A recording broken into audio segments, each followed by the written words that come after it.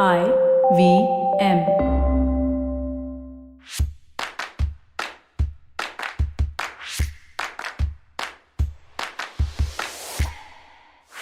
Hello and welcome to a brand new episode of the Millennial Athlete, a podcast of, by, and for the millennials. I'm your host, Tanvi Lad. Currently, we are, about to record a fresh episode, but I'm kind of missing my co-host. This is the first episode that I'm doing solo. So Shlok is down with COVID. So hope you get well soon, Shlok. But for today, I'm going to be taking over, and I'm pretty excited because so I consider myself really lucky. Past 1 month has turned out to be surprisingly very good. I've been the biggest fan of three people in the fitness space. And in the past month, I have gotten down to actually working under one, featuring on a podcast with one, and I'm about to interview the third. So, Urmi Kothari, Kunal Rajput, and finally Swetha Subbiah in that order. So, welcome to the show, Swetha. Thank you so much, Tanvi, for having me. Really excited to do this. Yeah. So, to all our listeners out there, Swetha is a fitness influencer, a Nike master trainer, and founder of Sisters in Sweat and Sweat by Swetha. Someone who I have looked up to in the fitness space, being a millennial and being an athlete. Fitness has been an integral part of my lifestyle for the longest time, and it's something that I want to, an industry that I want to get in going ahead. So I have been stalking the three of y'all left, right, and center for the last so many years. Finally getting to have you on the show. So thank you for doing this. Thanks again. Thanks for having me.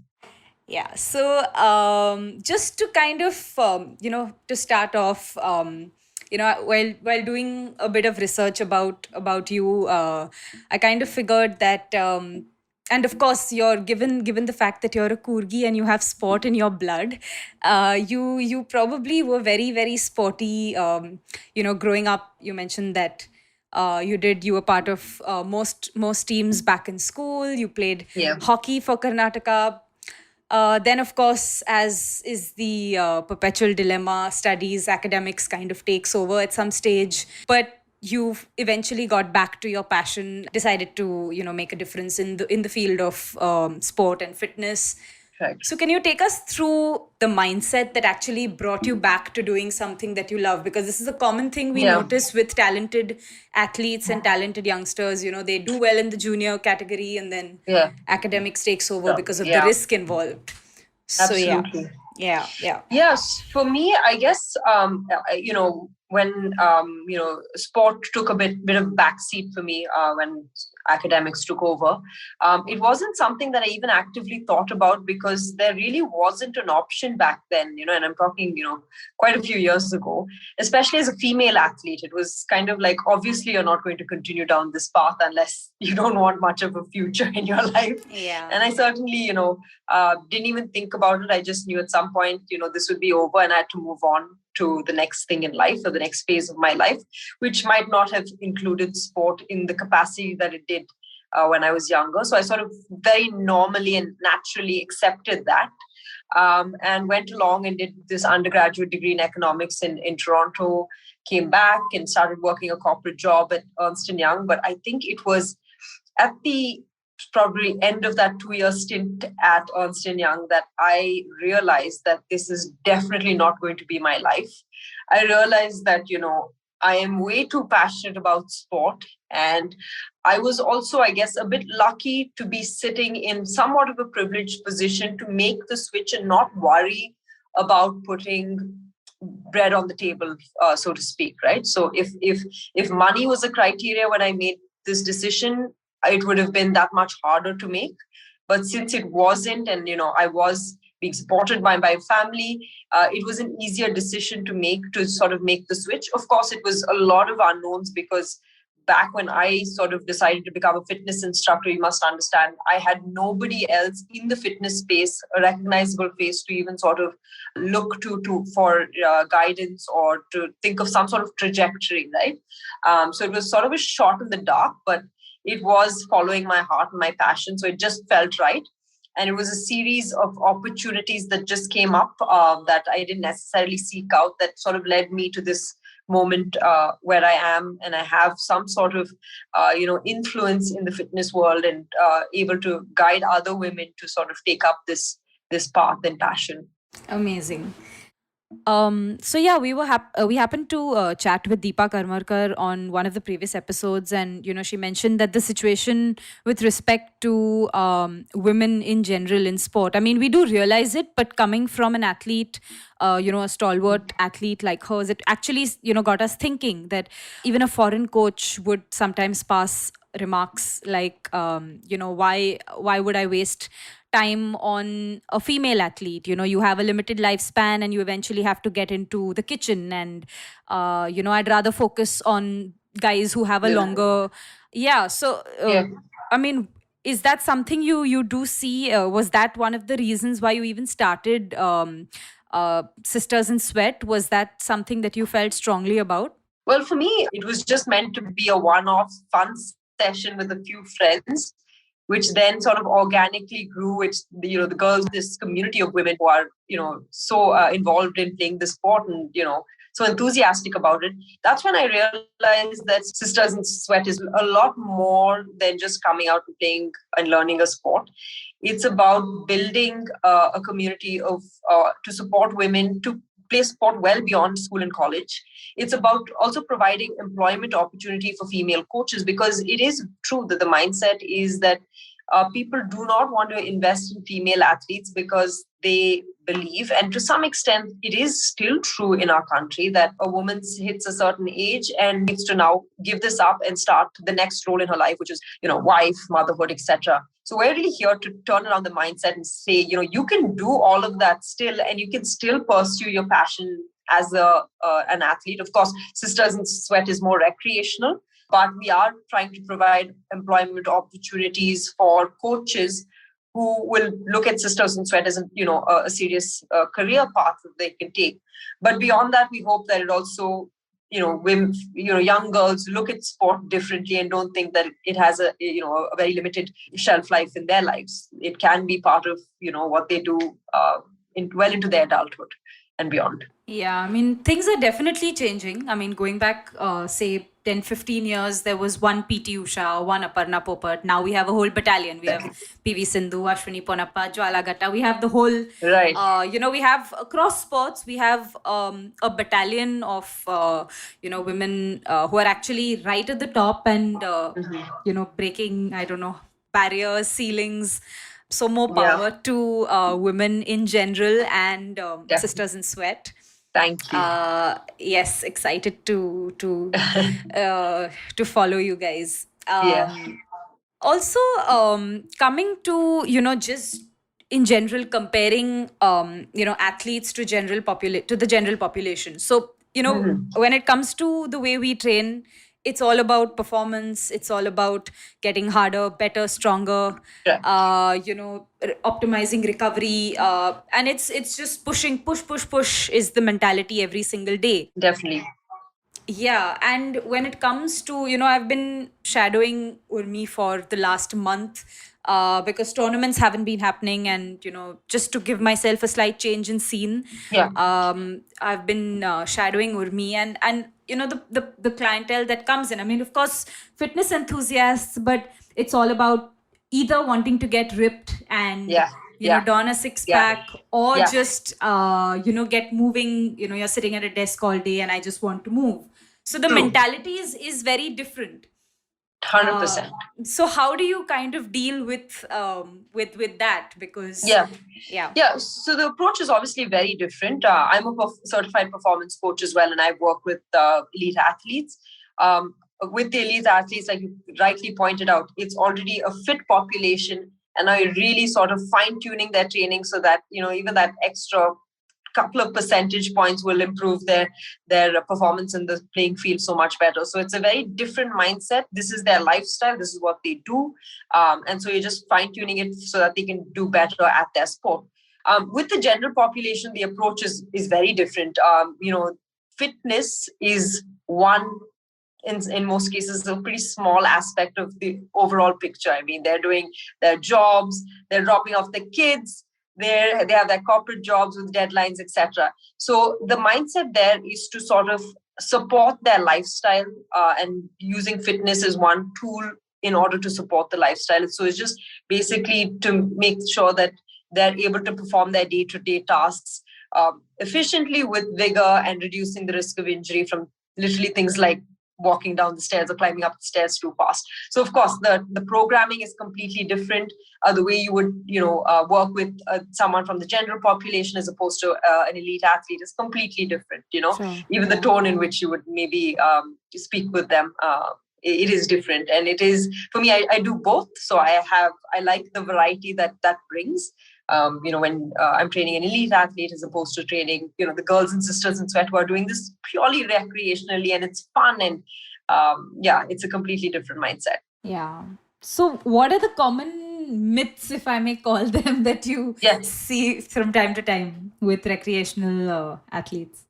Well, recreational athletes, women in particular, initially I would see that, certain sports are not for me. In fact, when we first launched football, we had quite a few people saying, why are you doing football? Girls won't be playing football. And I say to them, today we're 750 women strong, so I guess girls do play football.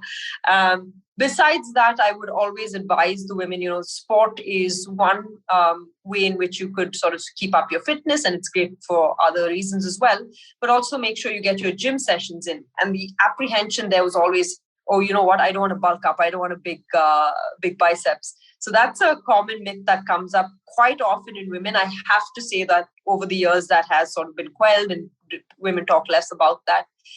The other thing is also, during their pregnancy, of course, this is a little bit more of a risky subject where women think, okay, now I'm pregnant and that's it. I'm going to stop the day I get pregnant, and I'll come back maybe when my child is 1 year old, 2 years old, I don't know. That doesn't necessarily have to be the case. Of course, consult with your doctor if you're pregnant, and you have to be comfortable to come back and play. But yes, women who have been playing sport and sport has been a part of their life do play through their pregnancy and come back fairly quickly as well once they have delivered. So these are the small myths. And of course, food, I don't even want to go there because there are so many myths around food. We'll come to that. Oh gosh, I was going to be like, let's avoid that. But okay, we will come to that, I suppose. Okay. So yeah, one last question before we get into our break. Yeah.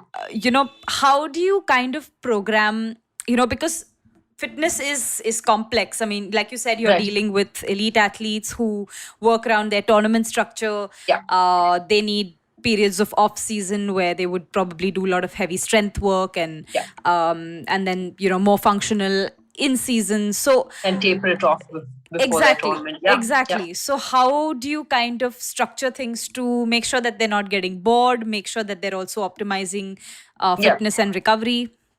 Absolutely. I mean, I think the most important thing for me is to keep the sessions when I'm training, whether it's somebody in the general population or someone who's an elite athlete, to keep them motivated through their training program. With elite athletes is less of a struggle there because they know that this is their job and they're keen on achieving their goals. With the general population, motivation tends to be a huge issue. Like they will drop off. So it's very important to keep it fresh, to keep it, exciting. That's why, over the years, I've done a variety of certifications, not just for myself, but because I understand that that's something I need to throw in, whether it's kettlebells and animal flow and a little bit of a mixed sort of session, because those are the things that, I've noticed keep the people coming back and they're motivated because they've done something new, they've done something different. So I think that is important to keep the sessions exciting.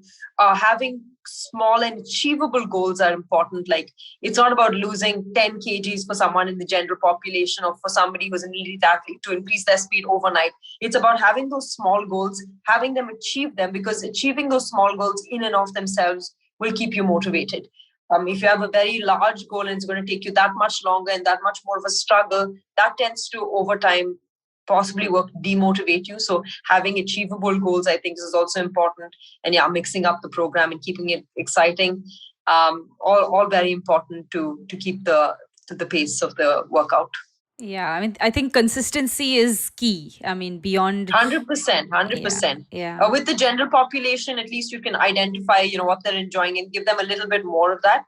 With elite athletes, unfortunately, you can't just do things that they enjoy. You have to sort of push them in areas that they don't enjoy so much.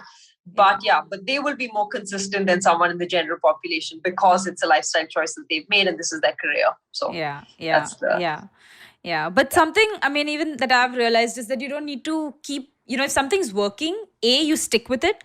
And it's all about increments. Like, you don't need to make drastic changes in your training program every 6 weeks. It's little things here and there, or just, just moving your body in a slightly different way. Yeah, go ahead. Exactly. Especially with elite athletes like you, it's the small changes are what gives you the big gains, because you guys are already such a fit population that you do something small, it will result in, a real good fine tuning. So you're right. It doesn't have to be the big things. In fact, I prefer it not to be the big things, because I think eventually if you're going after big things, it's a steeper uphill slope and then you get tired of it. So it's definitely taking those gradual steps towards that goal. Maybe a little bit longer route, but a more lasting and sustainable one. Absolutely. So I think on that note, let's take our first break. Very interesting conversation with Swetha. So stay tuned, guys. You're listening to The Millennial Athlete with Tanvi. Shlok is, of course, missing, so I will say with Tanvi. So stay tuned. We'll be right back. Hello, everybody. Welcome to another great week on the IVM Podcast Network. If you're not following us on social media, please do. We're IVM Podcast on Twitter, Facebook, and Instagram. We'd like to thank our sponsors on the network this week, Sia Tires and TheWholeTruthFoods.com. Thank you for your support. We did a bunch of cock and bulls this week. We had guests like Ayushi Amin and Puneet Mania for that. Besides that, Vasanti Hariprakash was on, as well as Jay Alani, a paranormal investigator. Really, really great week on Cyrus Says. Do check it out. Tune into This Round is on Me for an episode recorded from Gulmarg featuring one of India's professional alpine skiers, Arif Khan, who's looking forward to representing India at the Beijing Olympics. On The Habit Coach, Ashton has a chat with Kunal Rajput, a popular fitness trainer who recently completed 7 rounds of his Unlock workout series. The reunified, simplified gang of Tony, Naren, Chuck, and Srikat discussed NFTs on the latest episode. On The Millennial Athlete, Tanvi and Shlok looked back at all the England championships of the year so far and discussed the interesting highlights of the same. Also on Thale Harate, our Kannada podcast, Ganesh spoke to Archana Shyam of Antharanga Theatre in the latest episode. And on Kadai podcast, our Tamil show, Kavita Jiva shed light in another story about the bravery and excellence in the governance of the Pallava dynasty. And with that, let's get you back to your show.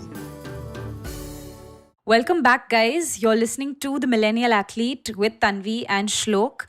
Shlok is, of course, missing, but I have a bunch of questions in store for our guest today. Still in conversation with fitness trainer and entrepreneur Swetha Subbiah. So Swetha, having gone, stalked you on Instagram adequately and been living in Bangalore for a while now, I been frequenting Copper Cloves quite a bit. Okay. I absolutely love the food there, and I see that you're a big fan too. Yes, Sarah, the head chef and the owner of Copper Cloves, is a very close friend of mine as well, and a member of Sisters in Sweat. Oh, lovely. Which is where I met her coincidentally. Yeah.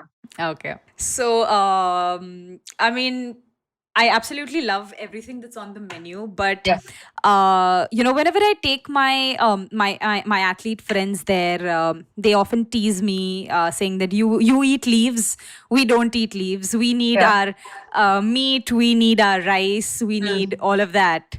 So, this constant, I would say, discussion around vegan diets and coming to diets. We'll get to the other fads in a bit, but what's your take on veganism? So this is the thing. I'm an absolute carnivore, I would say, right? Honestly, every time I would have a so-called vegetarian meal, I never felt quite satiated until Sarah came into my life and turned that around quite a bit for me. So the thing is, I feel like as long as you're getting all the essential nutrients in your body, it doesn't matter what diet you follow, right? Whether you want to be not vegetarian, whether you want to be vegan. At the end of the day, you have to remember that food is the fuel that's going to fuel your daily activity. So whether you're an athlete or you're somebody who has a corporate job, you need to be having the right types of food. And it is true that whether you decide to be, like I said, non-vegetarian, vegetarian, vegan, or anything in between, that there are options that cover the whole spectrum of nutrients that you require. For me, it was Sarah that sort of educated me on the whole vegan diet. It's not something that I have every day or anything like that, but she does send over. I've subscribed to her meal plan twice a week, and the old me would have thought that's never going to feel right on my tummy, and it's not leaves as most people would assume it is. It's Absolutely. not. It's a lot.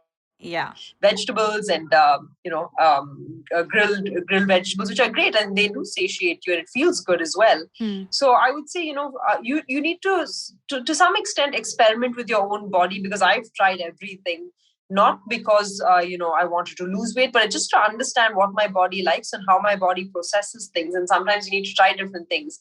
And for me, I've come to the realization now that a good home cooked meal works really well for me.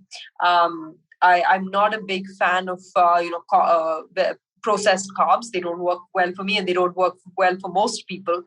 I've realized that having a vegan meal once or twice a week also works for me. So I'm just against any fad type of dieting which excludes a very important macronutrient group, because in the long run, one, it's not sustainable, and two, the long-term repercussions of following such a diet are more often than not good. Absolutely believe that there are nutritionists for a reason. They're specialized on the topic. So if you have any questions about your diet and you're thinking of cutting out a food group or doing something drastic, always refer to a nutritionist first. There are certain members in the population that perhaps have to follow a strict diet because of a medical condition or something that they might have. But for most of us, to keep it simple, just eat healthy, nutritious, wholesome food is usually always the way to go. I mean, one question that, sometimes when we're mentoring slightly younger athletes and being, truly true millennials, they are exposed to everything on social media. Right. Virat Kohli decides to go vegan. Everyone wants to go vegan. Yep. Virat Kohli or any other athlete, PV Sindhu puts out a video doing cleans and, stuff. The younger lot wants to, jump on the bandwagon. So, that's something, that I try to educate them about. But, coming from someone like you, as a message to the younger lot, because they're very exposed. Overexposed, I think. Overexposed, and they want to try everything. That's So if there's one message that you would want to send out to our millennial listeners, what would that be? I would say don't follow the fads that go on in social media blindly. Please understand that these people that you do follow, especially the Virat Kohlis of the world, are working with nutritionists, and they have a whole ecosystem supporting their training plan or supporting their diet, etc. Right? We look at one aspect of this that comes out on social media, and we try and incorporate it into our lifestyles that might look very, very different and doesn't really fit in our sort of puzzle or our lives. So please don't sort of emulate things that you see. Don't get half information and it become the Bible truth for you. Especially as far as nutrition and fitness are concerned, it's definitely not a one size fits all. And like I said, these people who you follow, who have a lot of followers, definitely have an ecosystem or a team working around their fitness and their nutrition. So you're just picking out one thing that they're doing and trying to make it part of your life. Probably not a good idea. So keep it simple. It's good to follow these guys if they inspire you, but you don't necessarily have to emulate everything they do. Oh my God, you sound so much like Ashwini. A lot of people say I look like her. It's probably the crude nose. Yeah. But Interesting. being a Coogie, meat is an integral part of Yeah. your diet. So, in fact, just yesterday, someone asked me this question. I have this wedding in 2 weeks, and I need to lose. Should I start a keto diet? Yeah. And I was just, I didn't know where to start. Yeah. That's usually like I just want to drop down and faint when they say something like I'm this. doing 2 weeks of keto. I said that is Yeah. not a magic pill. Um, So the thing is, unfortunately, when you do a diet that's pretty drastic, you're cutting out tons of calories. So yes, there is a good chance that in the short run you will see the results. And for most people, they want weight loss, or they want to get slimmer.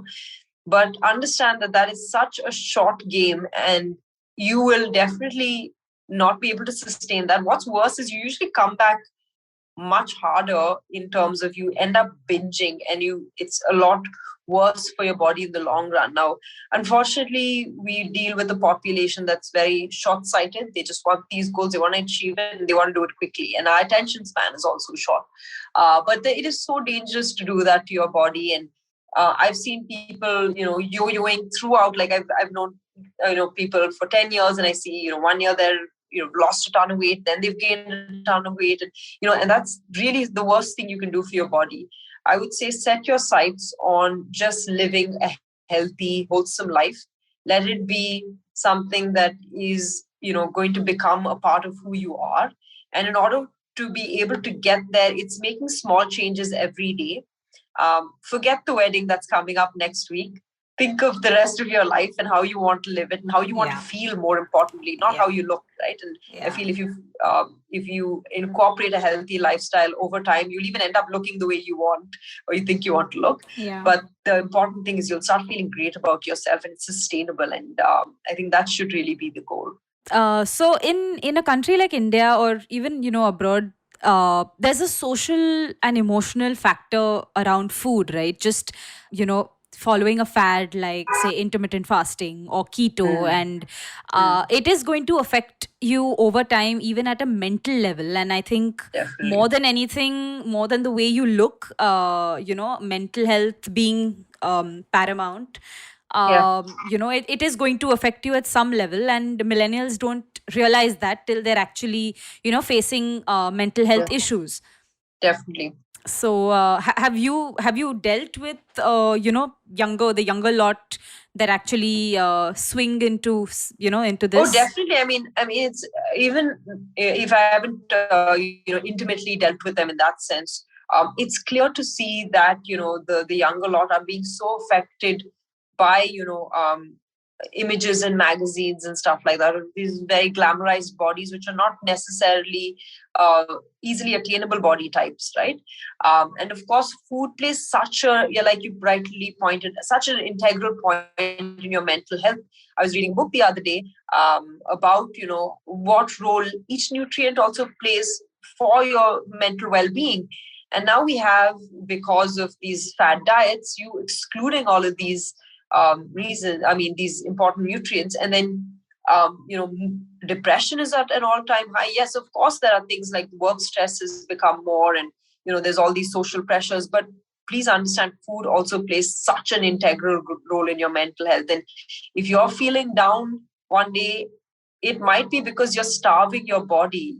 Please understand that it's not just about, work has become too hectic, or I have these social pressures. It's also very much about what you're putting into your system and how that's affecting you mentally. And it's important to include all the important nutrition groups, because they do have a role to play physiologically and mentally a lot of the times. Absolutely. I think that's something that I would really want to put out there, because we see it from time to time, even in sport being at an elite level in our country. Now we see athletes falling prey to this body image issues, or just to fit into, especially in sports where the weight plays a crucial role. Sure. They're starving themselves, or they're not they're just doing random things to fit into that weight category. And it's important that they understand the long-term repercussions of what they're doing.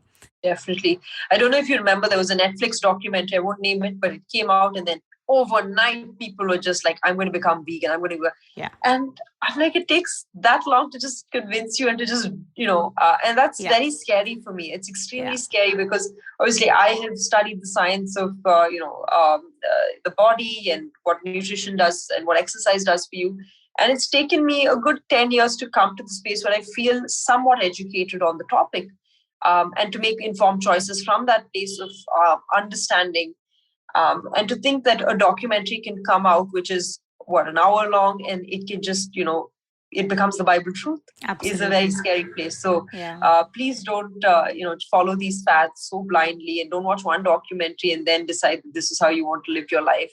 And look at really good journals, understand, speak to the experts, and you'll probably get to your goals in a safer and more sustainable way. Absolutely. I think, our show is titled The Millennial Athlete, and it's a very millennial thing because you want quick fixes, you want a six-pack in 1 month, you want... So the moment there's a new diet or a new supplement, everyone, everyone's taking this protein powder, everyone wants to jump on it. So that's a trend we are noticing, and something that athletes really need to be aware about. Yeah, definitely. So, I was going through your website, and something really caught my attention. People range from, all sorts of fad diets to 7-minute workouts to quick fixes. What's that one thing that you see that's recurring all the time? With regards to diet?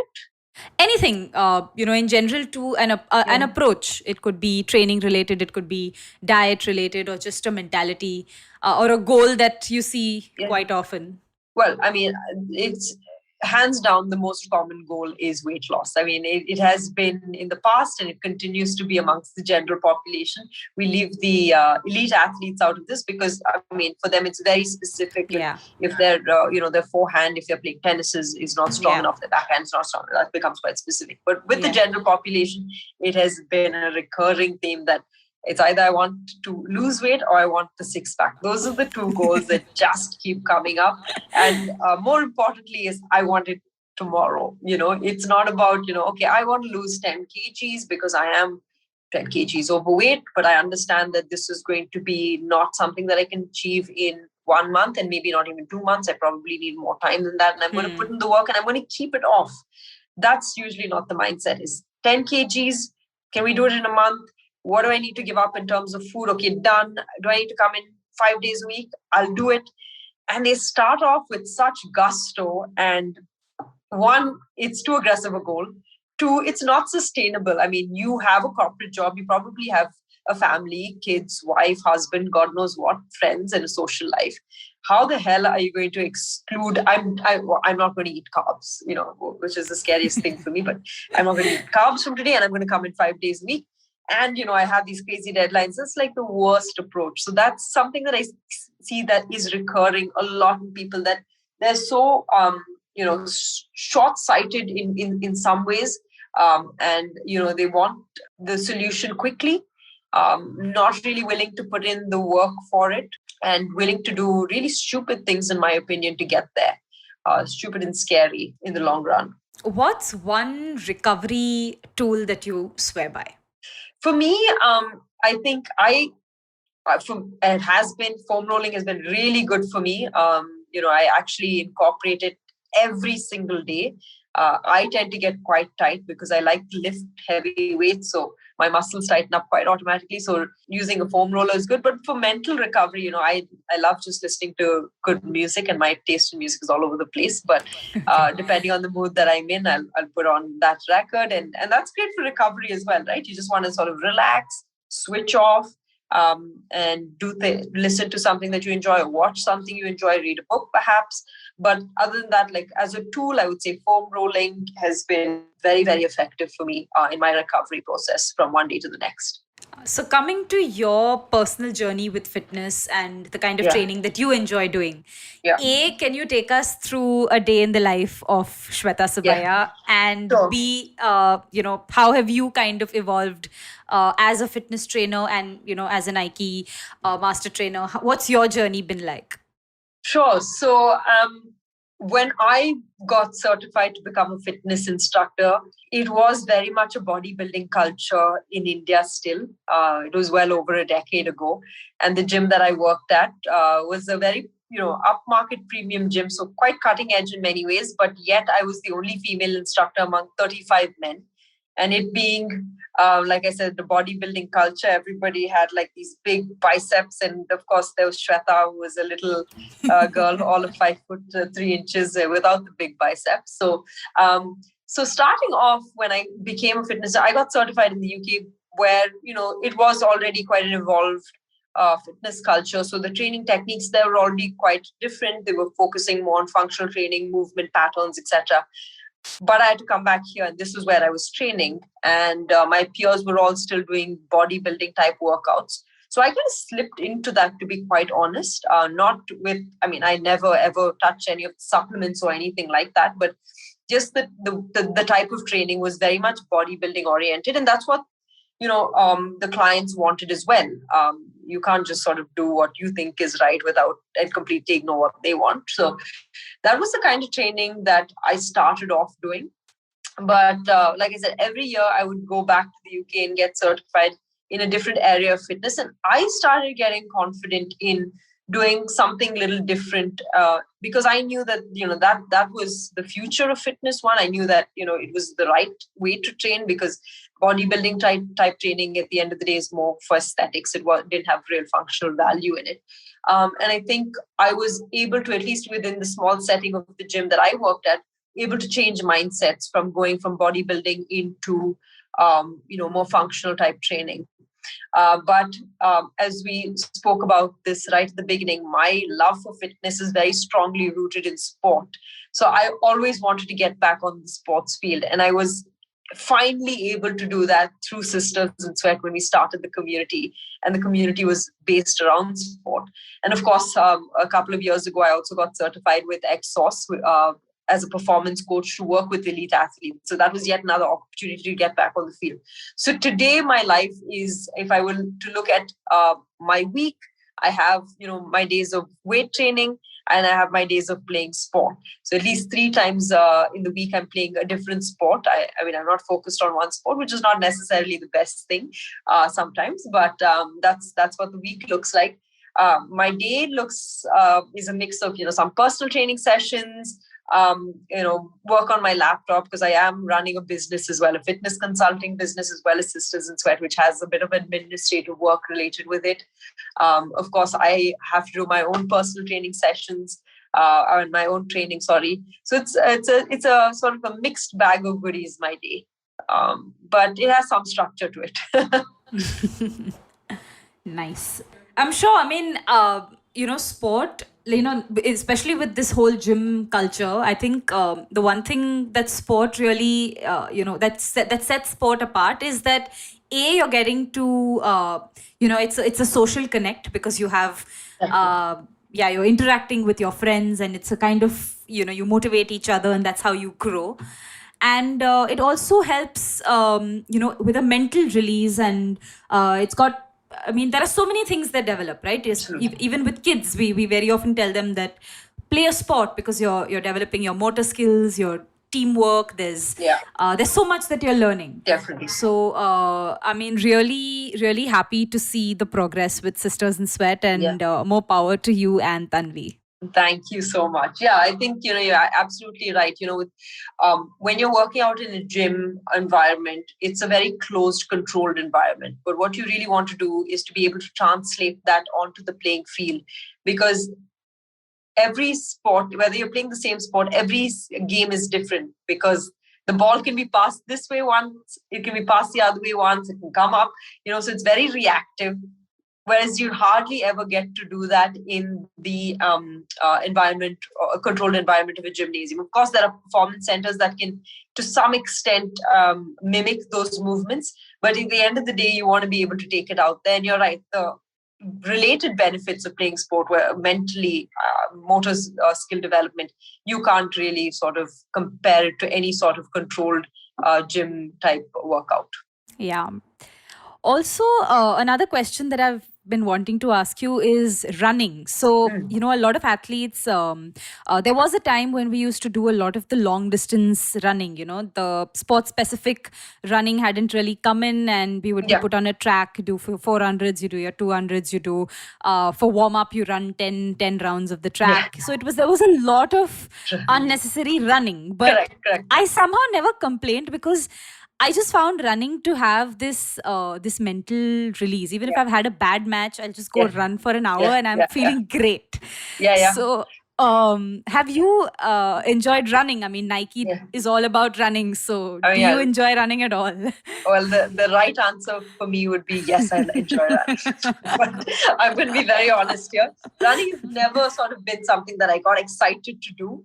But the truth is, every single time I've completed a run, I have felt fantastic about it.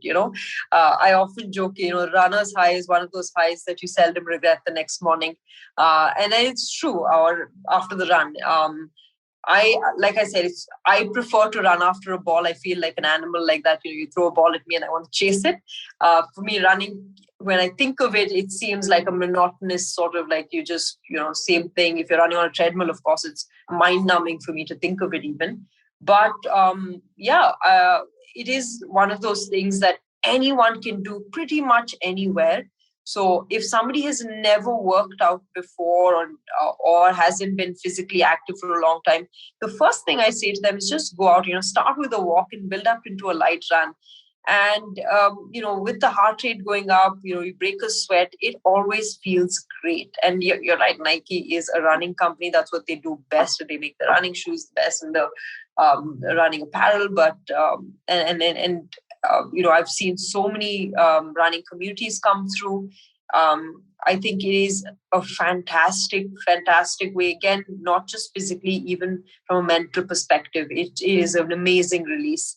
Not necessarily one that I go to on the at the top of my head, but like I said, every single time I've completed a run, it has felt amazing. Yeah, absolutely. There's not a day that I don't run, even if it's a 20-minute run at the end of a long training day. I will still do it because it's something mental for me. Yeah, of course. Yeah, it's for me, and that I associate that feeling with lifting weights. Like no matter how chaotic my days, at the end of the day, I just want to lift a bunch of weights and I feel good. So everyone has their own thing, and running is definitely one that I would recommend for people to do. All right. So one last question before we sign off. Yeah. You did mention that the fitness space has been pretty male dominated, but times are changing, and a lot of elite athletes are faced with this question of what they want to do next. Now, fitness and nutrition and psychology has been something that we've been through. We've lived that life, but obviously, getting into the coaching or the mentoring side of things is different. But we are seeing a lot more people, even in general, who want to take up, girls who want to take up fitness or instructing or nutrition. What would be your message to them in general? I would say, when I started off, there weren't too many visible options. I really had to look. Today, the environment has changed immensely. There are plenty of opportunities, no matter which, direction you want to head, whether you want to go the nutrition route or the training route or the psychology route. There are a ton of options, and it's only growing. In fact, it's exploding, in my opinion, with regards to how many new opportunities are coming up. Like I look at where I started off over a decade ago, and literally I could not see any of these opportunities in front of me. In fact, I thought there weren't any. I was pretty sure of it. But today there has been a sea change, especially India has been at the epicenter of this explosion as far as fitness is concerned. To some extent, I would even say the whole COVID situation has amplified in people's mind the need to get fit, and has opened up so many opportunities for people to get into the fitness industry in various capacities. And fitness and sport doesn't have a gender. So if you're man, woman, or anything in between, there is definitely a space for you if you want to consider fitness, sport, nutrition as an employment opportunity, career path that you want to follow. All right, perfect. So on that note, we've come to an end of another very, very fun, insightful episode. If you like this podcast, don't forget to check out other interesting podcasts on the IVM network. You can listen to us on the IVM Podcast app or on ivmpodcasts.com. You can write to us on our social media handle, which is @IVM Podcasts on Twitter and Instagram. You can reach out to me on Tanvi Lad 93 on Instagram and Twitter. And Swetha, where can we find you? I'm Swetha Subbiah, so that's SWETHASUBBIAH on the Instagram handle. So that was fun. Thank you, Swetha, for doing this. And thank you so much. We hope that was great. Yeah, we hope we've inspired our millennial audience to get physically fitter if they're not fit enough. And to the Gen Pop out there, I hope they've been inspired to get going with their workouts. Absolutely. Hope this has been good for everyone. It's been great for me. Thank you so much for having me, guys. Thank you. Working Monday to Friday glued to your chair making you feel dull? Worry not. Get your 5-minute weekly dose of travel around the world with Postcards from Nowhere. Join me every Thursday as I explore the strange, obscure, and fascinating parts of the world and bring out facets of travel you may not have thought of before. You can find us on the IVM Podcast app, website, or wherever you get your podcast from. Feeling overwhelmed, anxious, struggling with too many obstacles, don't know where your life is headed? Well, if you are dealing with one or all of these, tune into the Positively Unlimited podcast, because in each episode, I share a life lesson, a life hack, a pro tip that can help you get your life back on track. All episodes are available on the IVM website, IVM Podcast app, or wherever it is that you get your podcast from.